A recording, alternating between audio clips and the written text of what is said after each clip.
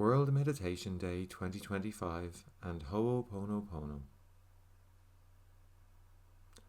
Hi all, welcome to another ISL meditation video. Today is the solstice, so it's the shortest day of the year. It'll be getting brighter every day from here on out. I also noticed this morning that it's World Meditation Day.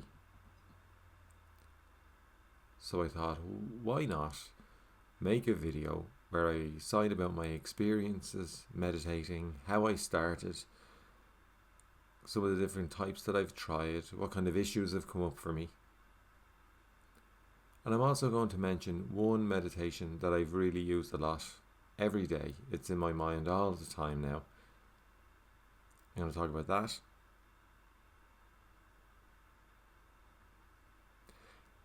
I'm going to do another video talking about that particular meditation more in depth. But I just mention it today. It's the Ho'oponopono.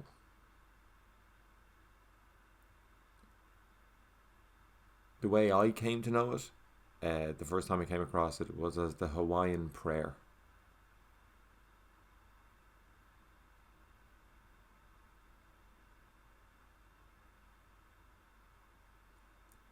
I'm going to explain about my experiences, how I started meditating and what it was like.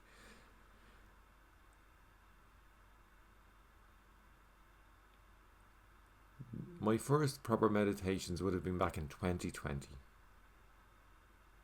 I was going through a lot of change back then. COVID was happening, we had lockdowns.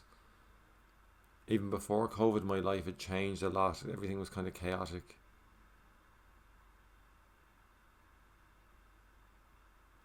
So there were times back then when I felt very upset or maybe hurt or maybe angry with situations or whatever.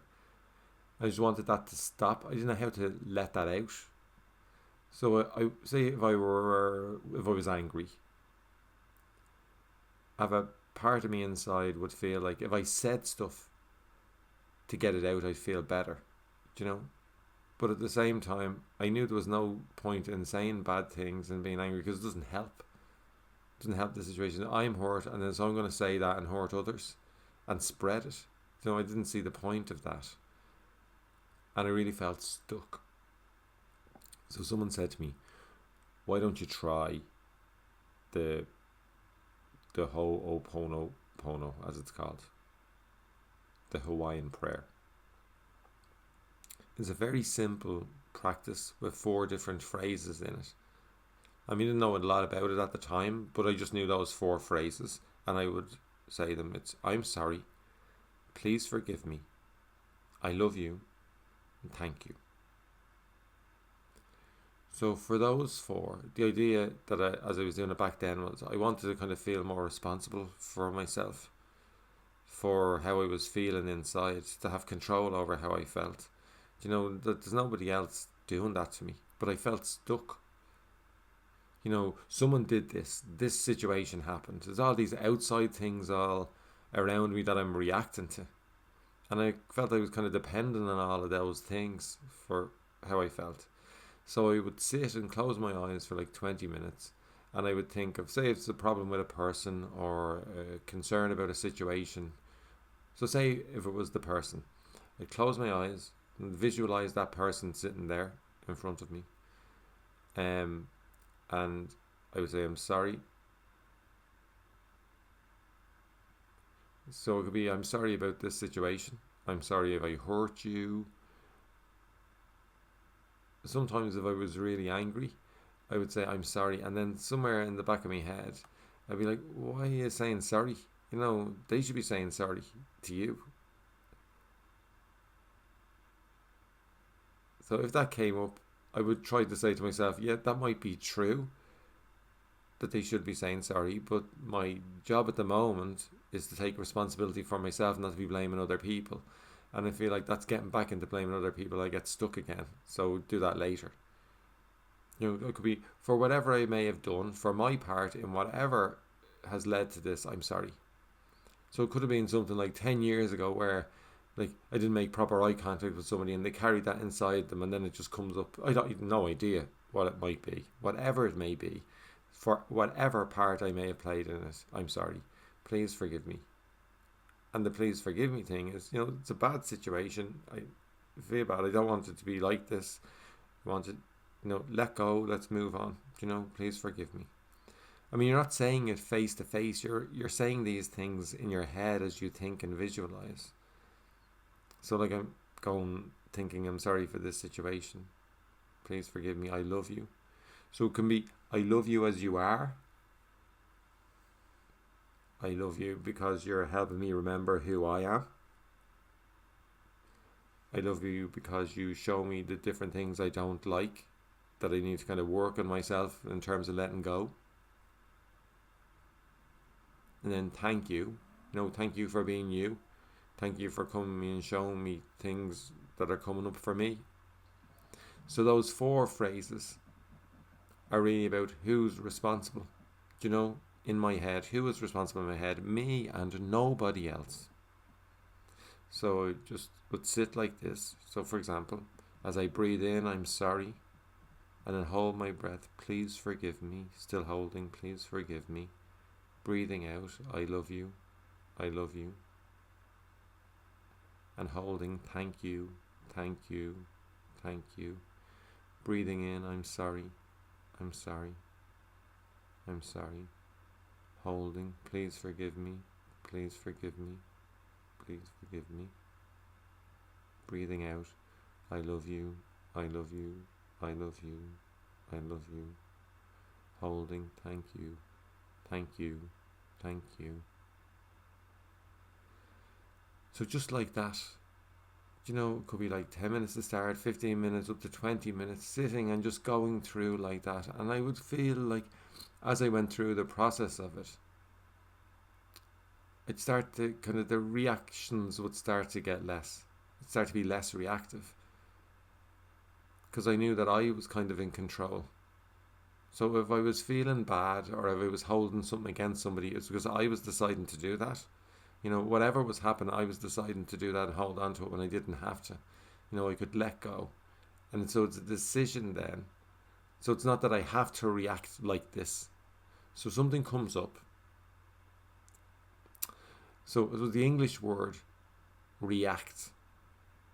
And then another word is respond. So, you can have like an immediate reaction, like something happens and what comes next happens straight away. Whereas the response idea is something happens and then there's a gap and you can think and then you do whatever needs to be done in response to it. So I enjoyed that kind of meditation, and then I started to do other ones. Sometimes maybe if I had like a pain in my chest or muscular pain, I would find one where it would bring me into the body and try and kind of relax into my body and breathe in, and wherever the pain may be, just to be with that pain and not kind of fight against it, but just accept that that's there, that there's a tightness there, there's a heaviness there. And then there's other ones. I joined a meditation society online, which was a Buddhist one, Buddhist meditation society. I have a meditation from their book that they let me sign in ISL on my channel there. It's a kindness one. The idea of that meditation from the Buddha is a discussion with the followers of the Buddha and explaining how if you're in a situation where you're afraid or you're scared, like a forest at night where there might be animals or ghosts or demons or whatever it may be, the best response that you can have to that fear is kindness, to wish well. So the meditation kind of brings you through that, where you think of yourself and you wish yourself well and you hope that you're all right, and then you think about another person, an important person for you, maybe somebody who helps you, and you hope that they're doing well. Then you pick a person that you don't know well, you wish them well, Then you pick somebody, it could be a family member, a friend, a co-worker.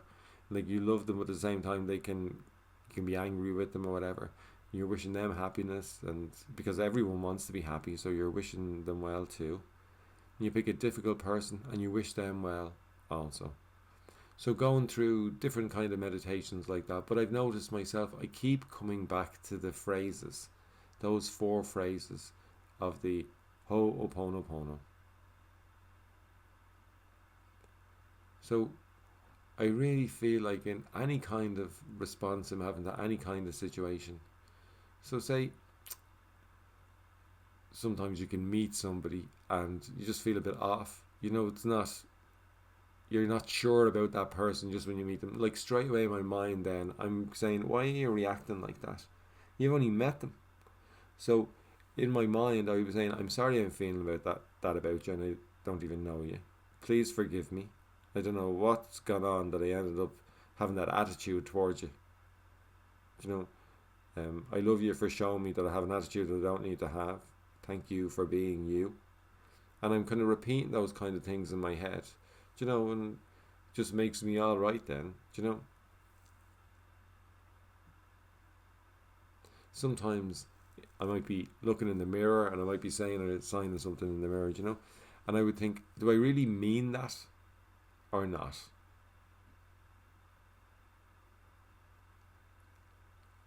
So say if I'm saying something in front of the mirror and there's something, a reaction that I don't believe myself, and then I'll start with the phrase and I'll be like, sorry I feel like that, I'm just trying to be nice.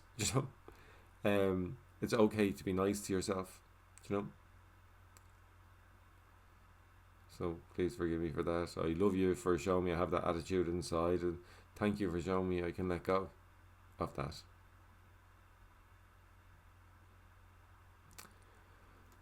I'll do a more in-depth video on the history of the Ho'oponopono and so on. It's very interesting. So I'll do that separately.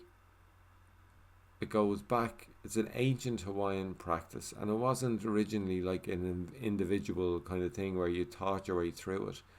It was used if a family, say, or a tribe, if there was some conflict or some issue, they would have a priest or a healer called a kahuna who would come and kind of facilitate the group, where each person would take responsibility for themselves and say, I'm sorry for my part in all of this, please forgive me, to try and lead to some healing. And the reason is that the Ho'oponopono means to put right, kind of to restore balance. So that's what the practice is about. Anyway, I hope you've enjoyed this. I'm going to stop there. But just before I go, I'm going to give some tips in relation to meditation. Just say there's no right way to meditate. So it never happens that I would come and sit in the chair and straight away my head is blank and I've nothing going on. It doesn't happen like that. So when you're trying to meditate, you're kind of like trying to train your mind, So what's happening is the mind is doing its job and it's thinking. And all of this is going on. And then you have your focus jumping around. The mind is bringing all this up. And you're picking kind of which thing you're going to be pulled into. So in meditation, you use your breath. The breath is always there, so that's why it's used. If a thought pulls you into it, you still carry on breathing. Like if you were to sit for too long, maybe you might be able to feel your leg or you might be able to feel your arm, but your breath continues to be there always, so you can come back to the feeling of the air coming in or going out. Also to say, people think if you're sitting to meditate, when your mind is wandering and going off, that's a failure. But it's not. Like, your mind is doing its job. That's what it's supposed to be doing. It's supposed to be thinking like that. You have to then step back from that and say, okay, I'm kind of separate from my mind. I can decide Like whatever the mind is offering, I am choosing to go into it or not. You can get stuck talking about the past, like arguments before, things you could have or should have said. You can be thinking about the future, worrying about what might happen, all these what ifs. But in the future, like you don't know that what you're worried about will happen as a certainty. And in the past, you can't go back to it. That really means that you're deciding to be thinking about stuff in the future and worrying, or you're deciding to be reminiscing into the past. You don't have to be there, because really you're here now. The only place that you are actually present is now. Like you can't go to the past, you can't go to the future. And there's so many possibilities for the future. What's going to come? Like you might be worrying about something, and there could be a billion different things that might happen, and the worry may never come to be. So staying in the present and staying with your breath. Your mind might go into stuff and you might follow an idea, but you don't give out to yourself. You just go, oops, I fell for that again. And you just come back to your breath. You just let it go and you just come back to your breath again, because you can always find your breath. Never feel like you can't meditate. Like you can get pulled into a thought, but when you realize, you just let go. Like that's all there is to it. I've meditated every day for 5 years, and it still happens to me. Thoughts still come up. The difference is, like, I feel like back then, if a thought came up, I was immersed in it. It surrounded me. Like I had no choice but to see it in a way. Whereas now I feel like I've distanced. They're all little small screens that I'm looking at, rather than being immersed. So I'm not stuck in any thought. Anyway, hope that's helped you. I hope you've enjoyed it. Please like, share and subscribe. And I hope to see you all. Also, could I ask you to comment, please, if you'd be interested in doing like an online kind of like Zoom thing together.